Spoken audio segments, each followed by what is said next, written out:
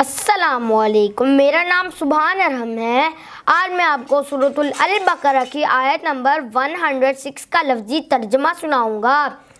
اعوذ باللہ من الشیطان الرجیم، میں پناہ مانگتا ہوں اللہ کی شیطان مردود سے۔ بسم اللہ الرحمن الرحیم، شروع اللہ کے نام جو بڑا مہربان نہایت رحم کرنے والا ہے۔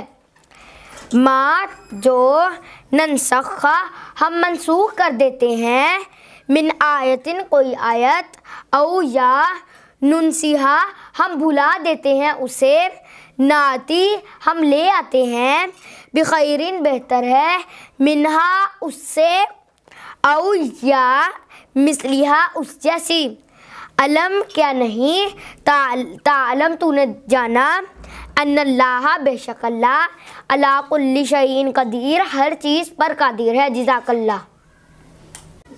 السلام علیکم، مائی نیم از سائم فیصل۔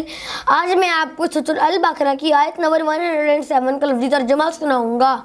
اعوذ باللہ من الشیطان الرجیم، میں پناہ مانگتا ہوں اللہ کی شیطان مردود سے۔ بسم اللہ الرحمن الرحیم، شروع اللہ کے نام سے جو بڑا مہربان نہایت رحم کرنے والا ہے۔